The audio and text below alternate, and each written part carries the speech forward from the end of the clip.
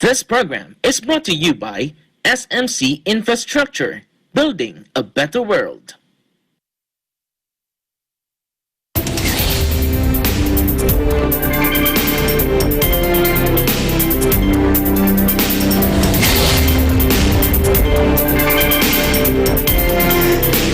Hello, I'm Alma Angeles. We're moving to the next stage of the pandemic, and as the world resets to the new normal, we find ourselves seeking the right balance between health and livelihood, constantly adjusting the boundaries between liberty and responsibility. On tonight's headlines.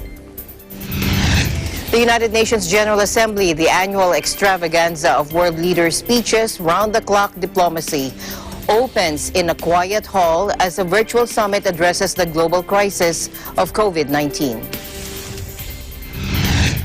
President Duterte on Monday night lashed out on critics, saying the national government was not doing enough in its coronavirus disease response, urging the public not to believe in their statements.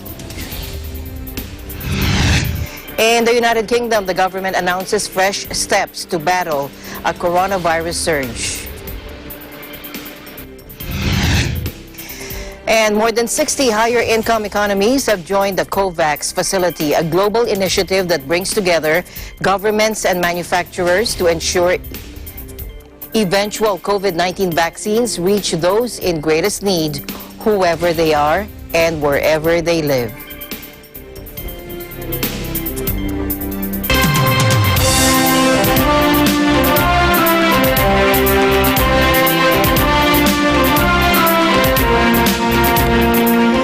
First, President Duterte on Monday night lashed out on critics, saying the national government was not doing enough in its coronavirus disease response. He urged the public not to believe in their statements. He also fired back at Vice President Leni Robredo, who earlier said there's a lack in the system and comprehensive plan in the government's COVID-19 response. Let's listen in. You might be hearing of critics and yung walang magawa that we are not doing enough. Ano bang enough na gusto ninyo? May ospital, may kama, at may punerarya. Nandyan lahat. Ano pa man ang gusto ninyo? The microbes, the virus is flying around. That is why you still have to wear the mask. Hindi lang yan, kasi hindi kami maintindihan. But you still have to wear the mask, pati yung sa ilong, pati sa mukha. Or something enough to cover your face. But yung plastic na ginagamit ng karamihan ngayon, yun ang pinaka tama na magawa ninyo. Huwag kayong maniwala dyan mga itong dilawan.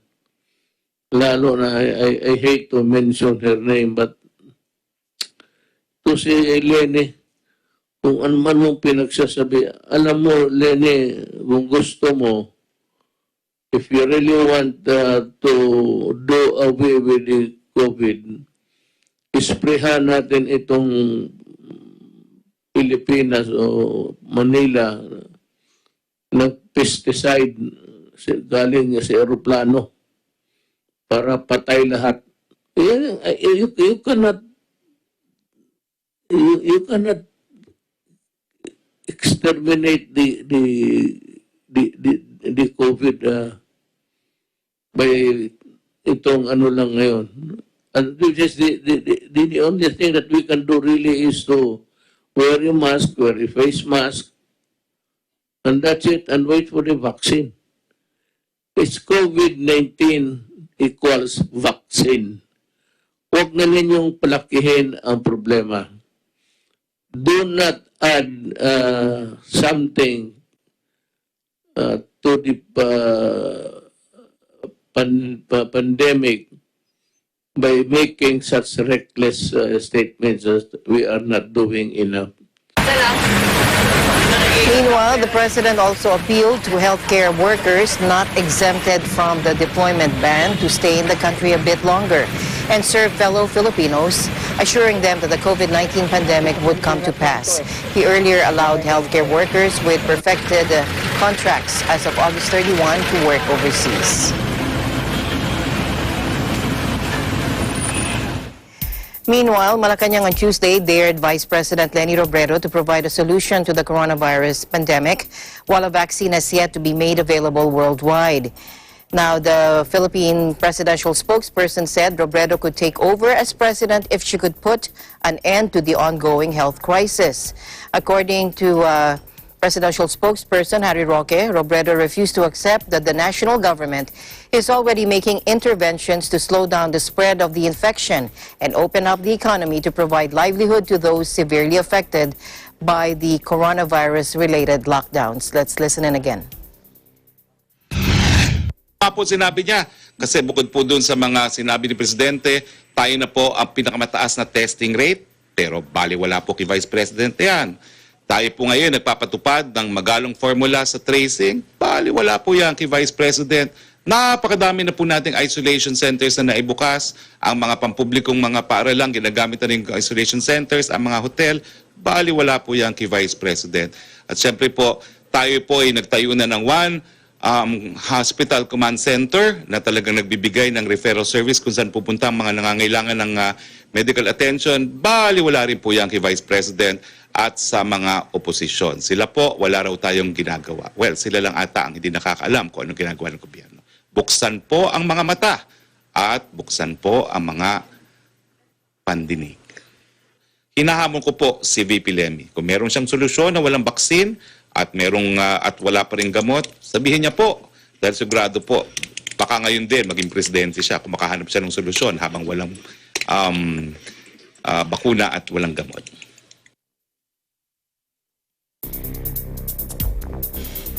Meanwhile, President Duterte said he's certain that at least 2 countries will provide the Philippines with a supply of coronavirus disease vaccines without asking to pay a reservation fee, according to Malacanang.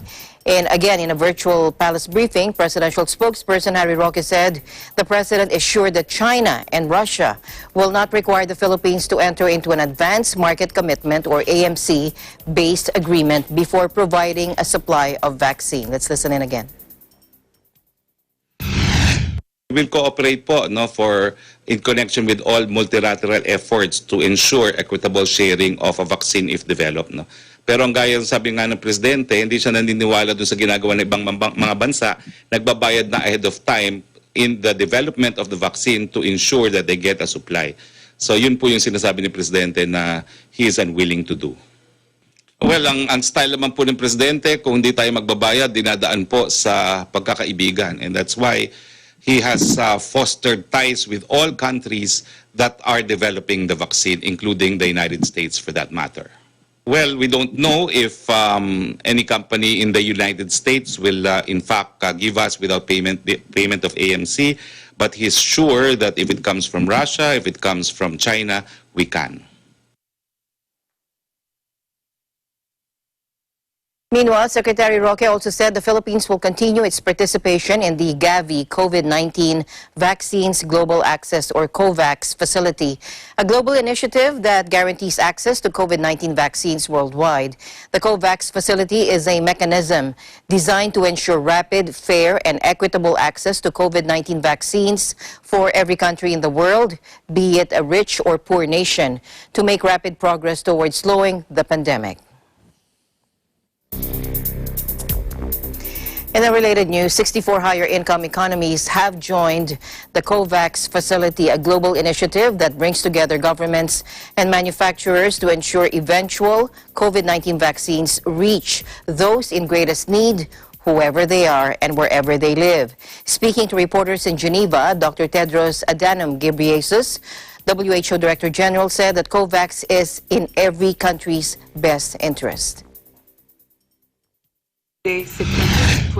The COVAX facility will help to bring the pandemic under control, save lives, accelerate the economic recovery, and ensure that the race for vaccines is a collaboration, not a contest.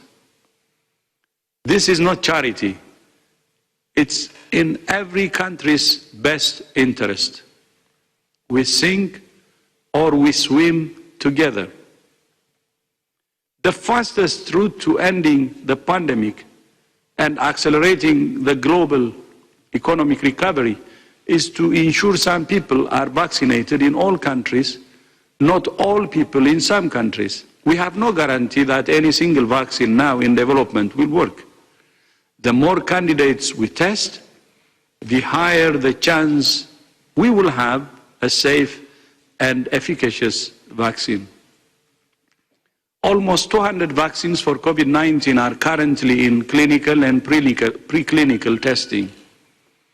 The history of vaccine development tells us that some will fail and some will succeed. And joining Dr. Tedros to answer your question. Our aim is to have 2 billion doses of vaccine available by the end of 2021. We're encouraged to see a large number of countries signing up to the COVAX facility. But we face some daunting challenges. For the ACT Accelerator to work as planned, it must be funded. So far, $3 billion has been invested. This has resulted in a very successful startup phase, but it's only a tenth of the remaining $35 billion needed for scale-up and impact. $15 billion is needed immediately to maintain momentum and stay on track for our ambitious timelines. As of today, 64 higher income countries, including 29 economies operating as Team Europe, have submitted legally binding commitments to join the COVAX facility. We expect as many as 38 more countries to join in the coming days, many of whom have already publicly stated their intent to do so. This is critically important, as it means that when the funds are deposited, we can begin the process of signing formal agreements with vaccine manufacturers and developers, which are partners in the COVAX effort, to secure the doses needed to end the acute phase of the pandemic by the end of 2021. The COVAX facility is now open for business. These countries, plus those that will join in the coming days, will participate in the facility alongside 92 lower-income countries that will be supported in the procurement of doses. That means that more than 156 economies, representing at least 2/3 of the world's population, will be working together to ensure global access to COVID-19 vaccines through the COVAX facility.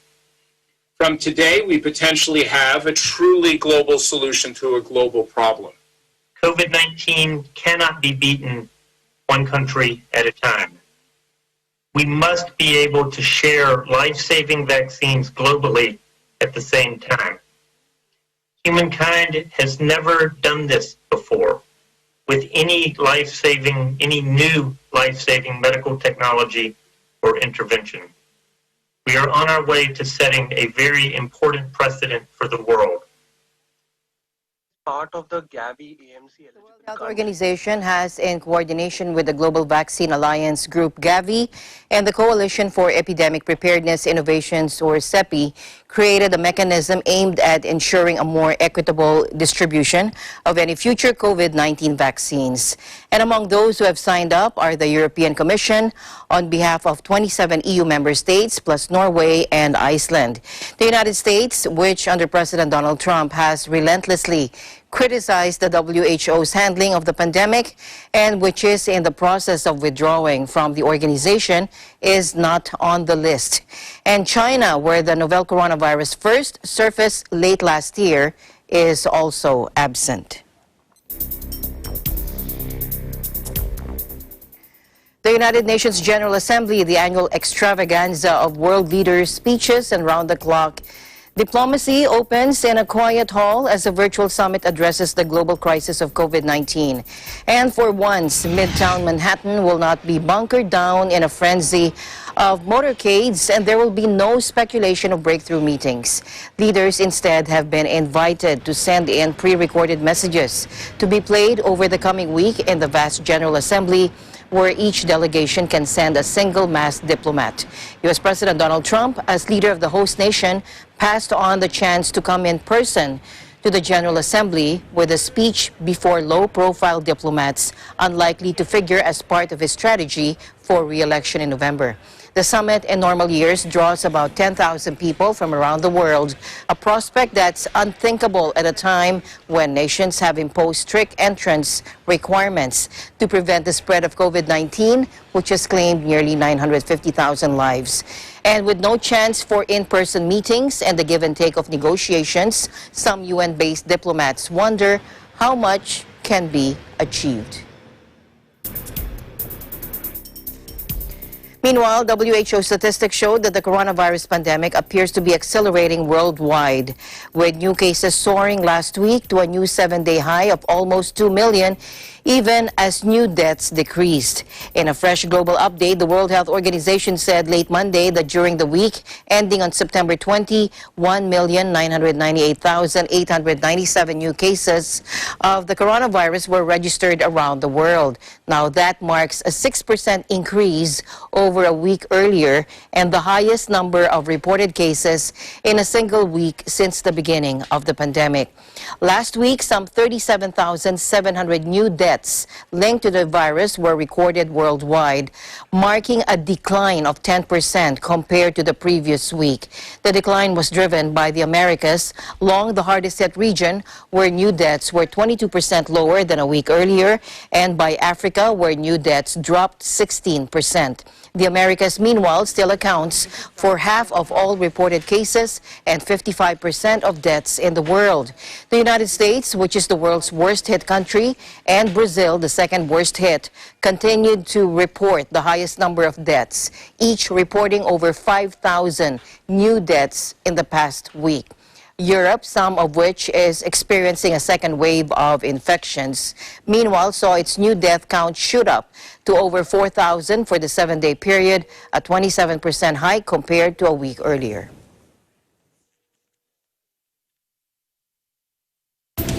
Eagle News will be right back.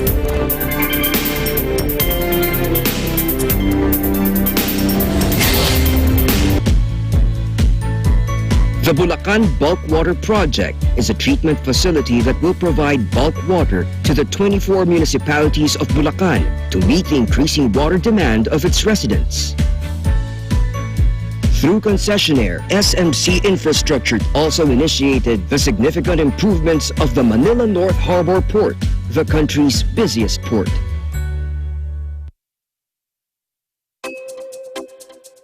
The New Era University, in its 45th year of excellence, discipline, and service to humanity, will offer online education at all levels beginning this first semester, academic year 2020 to 2021, through the NEU Virtual Learning Environment, or NEU VLE. New Era University offers a complete basic education cycle from kindergarten up to senior high school, offering all strands.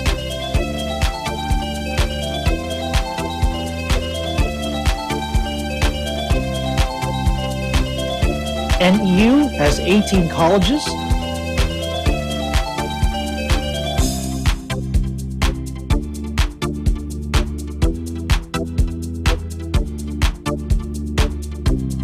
and 2 graduate schools.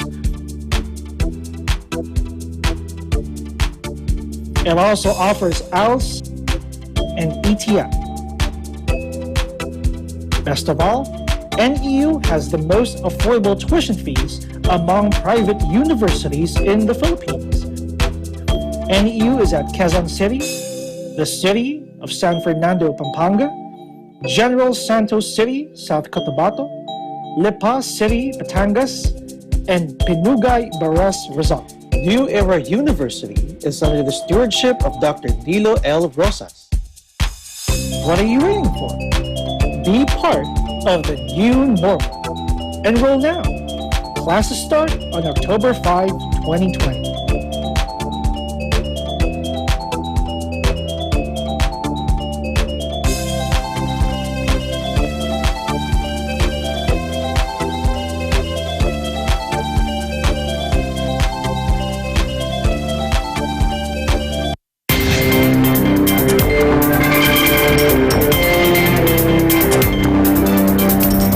To the U.S. now, where the stakes don't come any higher. The death of Justice Ruth Bader Ginsburg has created an opening in the U.S. Supreme Court just before a presidential election. And now a battle begins, and the outcome could decisively shift to the High Court to the right. Many Republicans see her passing as a golden, if controversial, opportunity for President Trump to pick another conservative, his third, for a lifelong spot on the 9-member bench. President Trump says he's narrowed his list to 5. All of them are women. I would say on Friday or Saturday I'll be announcing the pick. It's 5 women are being looked at and vetted very carefully. 5. And we'll make a decision probably Saturday, but Friday or Saturday. Well, I'd much rather have a vote before the election because there's a lot of work to be done, and I'd much rather have it. We have plenty of time to do it. I mean, there's really a lot of time. So let's say I make the announcement on Saturday. There's a great deal of time before the election. That'll be up to Mitch and the Senate. Solidarity and lots of other things. And I'm just doing my constitutional obligation. I have an obligation to do this. So I would rather see it before the election. What would be... Now, the move so close to an election has infuriated Democrats. But in neighboring northwestern Ohio, a closely watched bellwether state won by Trump in 2016, supporters streamed into President Trump's Monday open-air rally, eager for the president to fulfill his duty. Let's listen in. I feel like it's really important for President Trump to push through another nominee for the Supreme Court and get somebody on that believes in life, believes in the Constitution, believes in liberty, believes in justice. And I think Trump is definitely the one to make that happen. What's the coincidence of it happening 7 weeks before the election? I personally, my own beliefs is that this was a divine intervention, and I believe that if that's what needs to be done and the seat needs to be filled before the election, then so be it, and God will see it through. I feel like it's going to cause a lot of conflict, especially depending on who gets elected this year. And I think it's honestly going to affect the next 4 years of office. Meanwhile, Senate Majority Leader Mitch McConnell has insisted that President Trump's nominee will get a vote on the Senate floor. Take a look. We're already hearing incorrect claims that there is not sufficient time to examine and confirm a nominee. We can debunk this myth in about 30 seconds. As of today, there are 43 days until November 3rd and 104 days until the end of this Congress. And Justice Ginsburg herself could have been confirmed twice between now and the end of the year with time to spare. The Senate has more than sufficient time to process a nomination. History and precedent make that perfectly clear. President Trump's nominee for this vacancy will receive a vote on the floor of the Senate.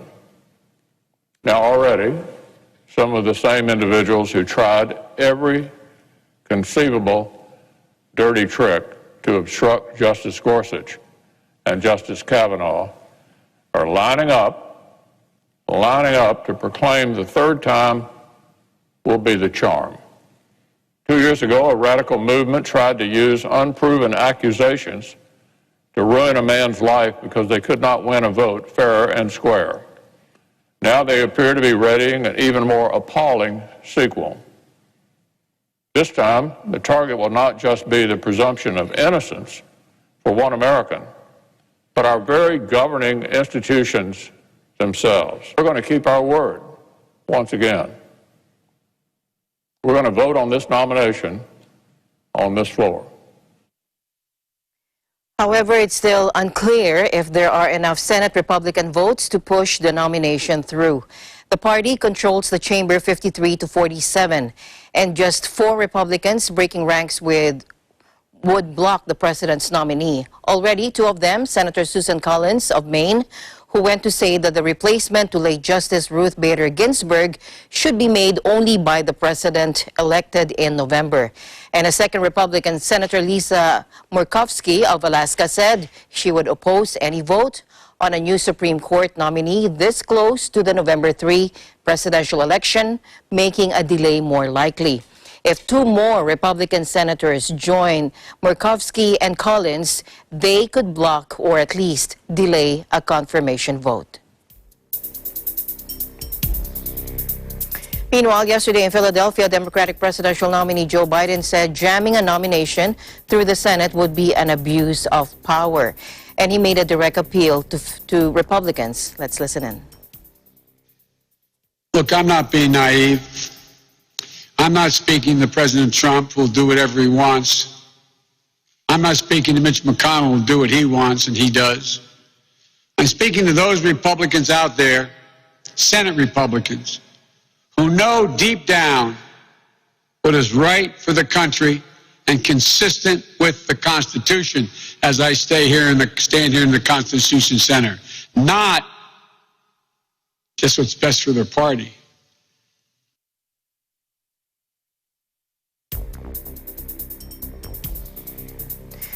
Meanwhile, here's an explanation of swing states and their role in the U.S. presidential election. Take a look.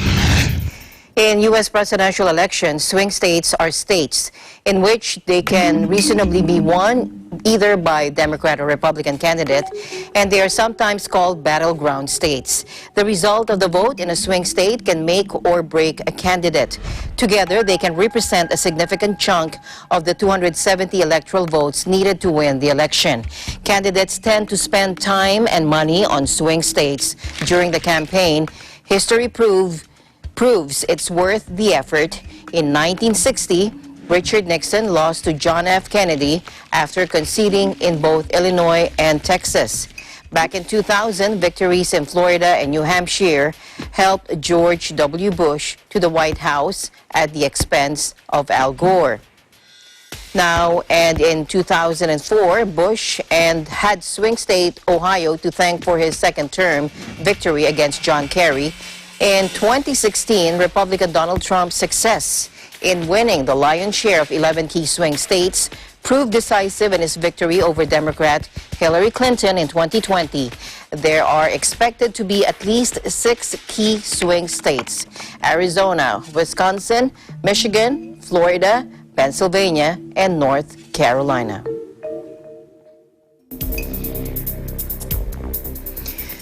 And staying in the United States, the country edged closer to registering 200,000 COVID-19 deaths on Monday, U.S. time, the latest grim milestone for the country just weeks before voters decide if President Trump will stay in office.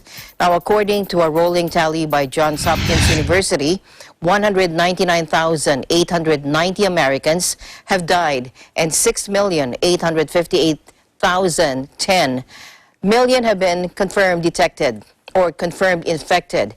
The U.S. has had the world's highest official death toll for months, ahead of Brazil and India. Overall, the U.S. accounts for 4% of the world's population and 20% of its coronavirus deaths, while its daily fatality rate relative to the overall population is 4 times greater than that of the European Union. Now, critics say the statistics expose the Trump administration's failure to meet its sternest test ahead of the November 3 election. But the president has high hopes that the swift approval of a vaccine will boost his re-election chances. Let's listen in. Today, unfortunately, America is going to have to speak to this quickly. Going to reach a tragic milestone. 200,000 deaths recorded as of today because of the coronavirus. 200,000 deaths all across this nation. And it means there are empty chairs and dining room tables and kitchen tables that weeks and months ago were filled with a loved one, a mom, a dad, a brother, a sister. And all the president does is deliberately change the subject, which is especially infuriating. Once again, we're being told that we can save lives. This time, as many as I said, 110,000 lives. If we just take simple steps, chief among them wearing masks. We'll have manufactured at least 100 million vaccine doses before the end of the year, and likely much more than that. Hundreds of millions of doses will be available every month, and we expect to have enough vaccines for every American by April.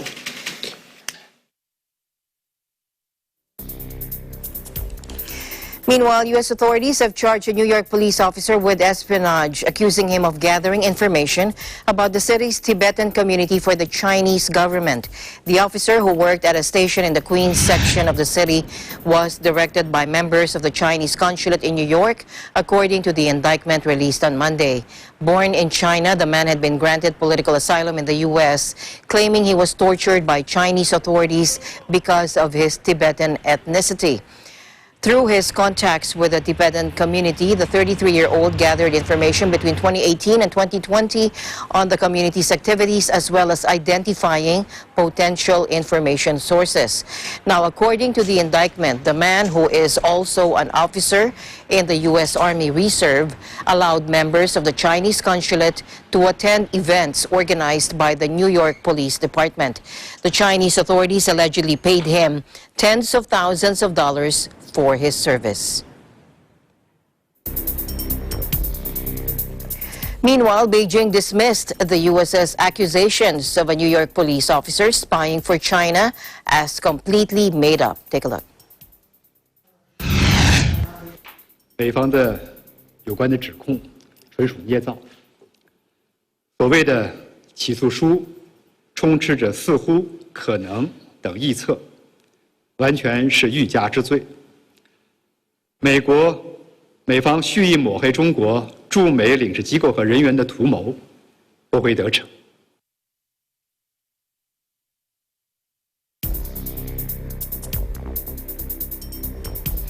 To Thailand now, where the Prime Minister Prayut Chan-o-cha addressed the major pro-democracy rally held over the weekend.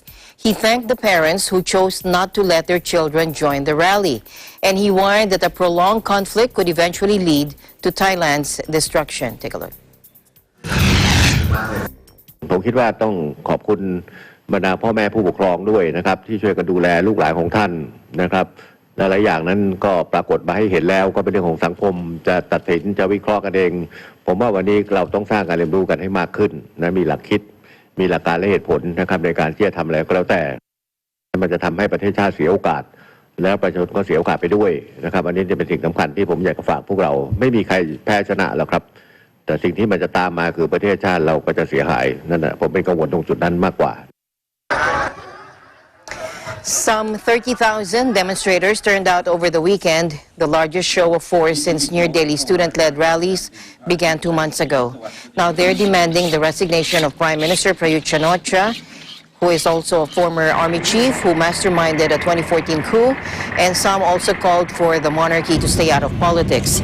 The most symbolic action was the installation of a people's plaque, a brass platter the size of a manhole cover in historic Sanam Luang Park near Bangkok's Grand Palace, meant to replicate one installed decades ago that mysteriously vanished 2 years ago. Now, by Monday, the new plaque had also vanished, with police later telling reporters they had removed it to use as evidence. In other news, students gave their thoughts on starting life at university during the coronavirus pandemic on their first day at Bolton University in Northern England. Take a look.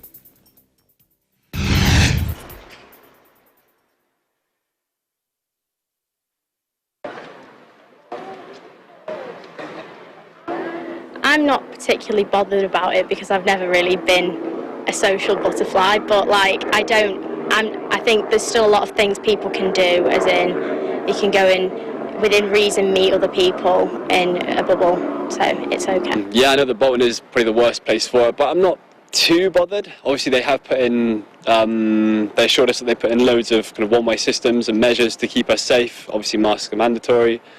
And yeah, obviously everything's closed down, so it's a lot harder for students to kind of socialise. So I think it is actually, yeah, quite safe.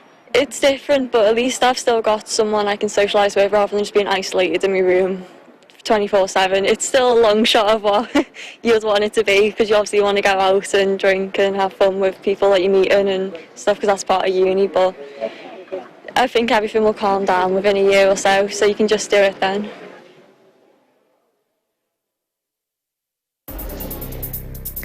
The British government announced fresh steps to try and stop a coronavirus surge in England.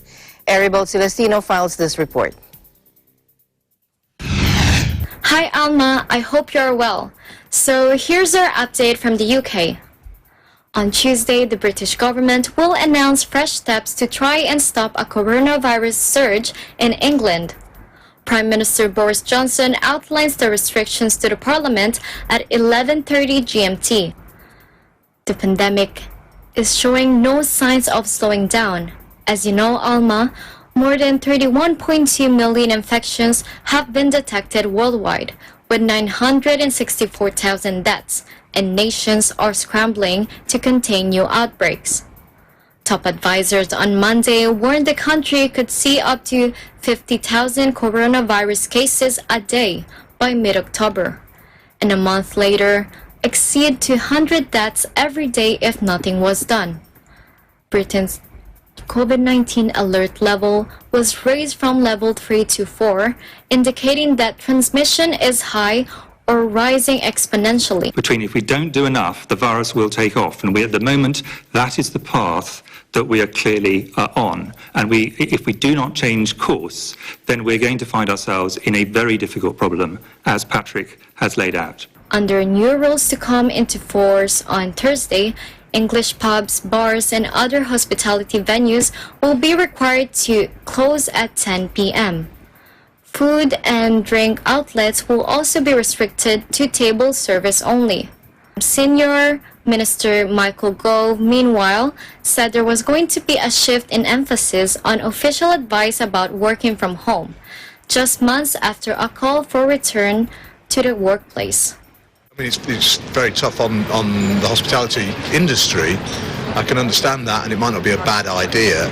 I think they should just ban people going out and drinking, and if you want to drink, you have to sit down at a table and eat, or, you know, do something like that. So make it a little bit more civilized, discourage people just getting absolutely drunk for the sake of it, and because when people are drunk, that's when they're going to not socially distance and break all the rules. Here on the evenings, I mean, it feels like it's pre-lockdown, pre-COVID, so it doesn't feel like there's a lot of people that are really adhering to the guidelines. I believe that they're going to be, from what I read, that the pubs and restaurants are going to close at 10. So, okay, but I'm not sure that that's actually going to affect anything. I don't want there to be another lockdown. I don't think anybody does. But if that's going to save lives, then it should happen. It should happen. It's not all about the money. It shouldn't be all about the money, let's say. It should be about people's lives. If it is possible for people to work from home, then we would encourage them to do so, he told Sky News Television. Other measures being considered include the closure of indoor concert venues and another delay to the trial of spectators at professional sport events, the Daily Telegraph reported. The UK government is responsible for health in England, with the devolved administrations in Scotland, Wales, and Northern Ireland setting their own policy. But Downing Street said it wanted a united approach as much as possible to avoid different measures put in place throughout the outbreak. Britain recorded another 4,368 cases on Monday, levels not seen since early May when the country was still in a stringent lockdown. Ministers say the country is at a tipping point, meaning action was needed immediately. Johnson last week said Britain was already seen in a second wave, in line with parts of Europe, and new localized restrictions were introduced affecting millions across northwest, northern, and central England. Back to you, Alma. Thank you, Arabelle. Eagle News, we'll be right back.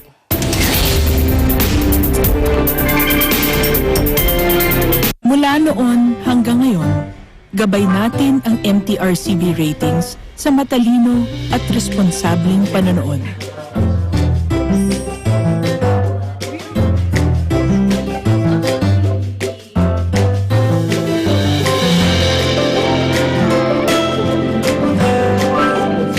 Sa tamang pagsunod sa MTRCB ratings, ginagawa nating ligtas at makabuluhan ang panonood ng bawat miyembro ng pamilyang Pilipino.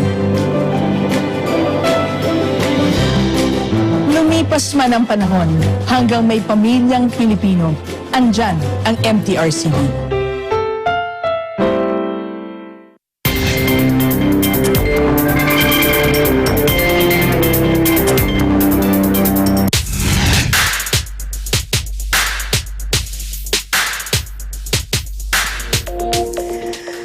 Rescuers faced a race against time to save nearly 200 whales stuck in a remote Australian harbour on Tuesday, hoping to prevent the toll of 90 dead from rising further after managing to free a small number of the stranded mammals. Take a look.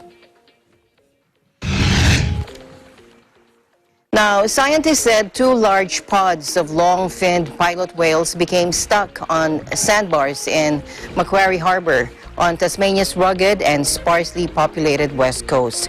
About 60 people, including volunteers and local fish farm workers, are now involved in the rescue attempt, and they could be seen wading in the water to reach the whales to refloat them in deeper passages.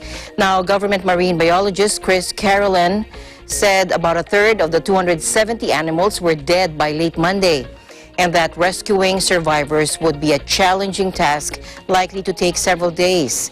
Though mass whale strandings occur relatively often in Tasmania, such a large group has not been seen in the area for more than a decade.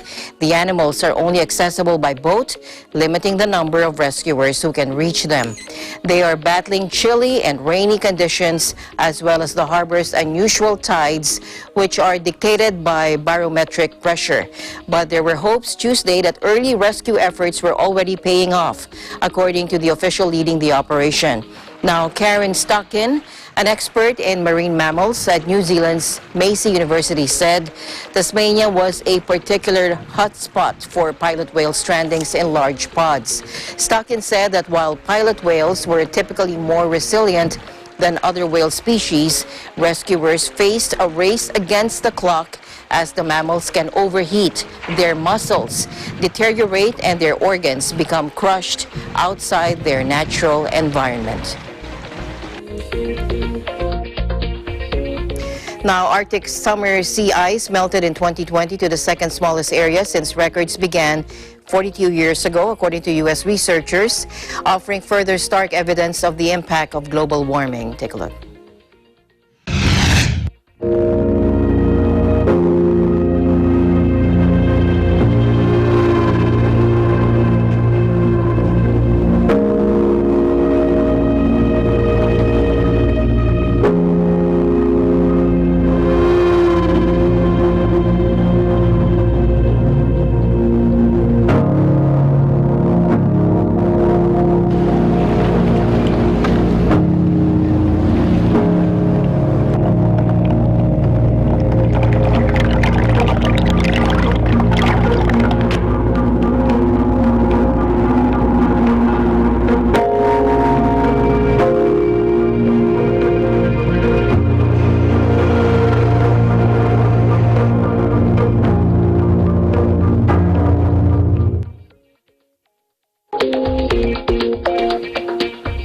Arctic's floating ice cover has shriveled in 2020 to the second smallest size since records began 42 years ago, offering further stark evidence of the impact of global warming.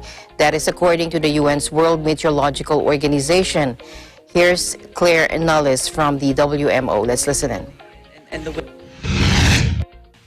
The Arctic sea ice minimum extent, which we see every year after the summer melting season, the Arctic sea ice minimum extent this year in 2020 was the second lowest on record. The lowest was back in 2012. This year is the second lowest on record. What we're also seeing is that it's not just the extent of the ice, it's the thickness, it's the volume. And so what used to be thick multi-year ice, which would stay around for a number of years, now it's single-year ice. So it'll melt in the summer, it'll reform in the winter, and we are quite rapidly approaching the extent where we will see an ice-free Arctic Ocean for at least part of the summer season. Yes, the Arctic is heating more than twice as fast as the global average. We see this year in, year out. This year, 2020, has been particularly exceptional for Siberia. We saw a very long, quite intense heat wave in Siberia. There was a town in Siberia reached a temperature of more than 38 degrees Celsius, which you wouldn't normally associate with Siberia. That had the effect of rapid ice melt off the coast of the Russian Federation. But it is part of a trend, and it is because of climate change.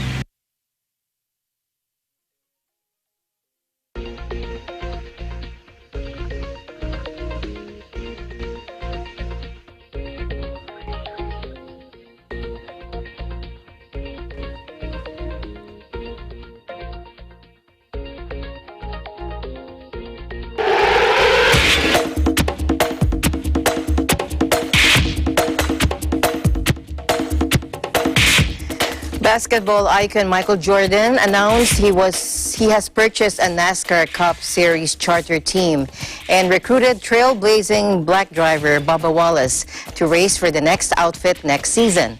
Jordan, widely regarded to be the greatest player in NBA history, with an estimated net worth of $1.6 billion, will be the majority owner in the new franchise, with veteran racer Denny Hamlin as minority partner.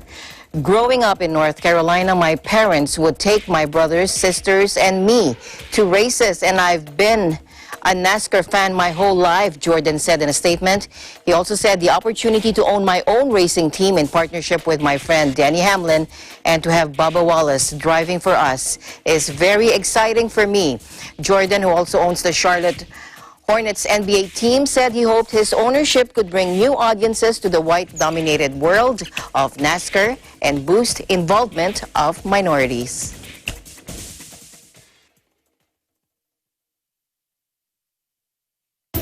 And before we close, we leave you with a word of hope. At the end of the day, there remains so much more to be grateful for. See you again tomorrow evening. Good night. I'm Alma Angeles. We live in interesting times.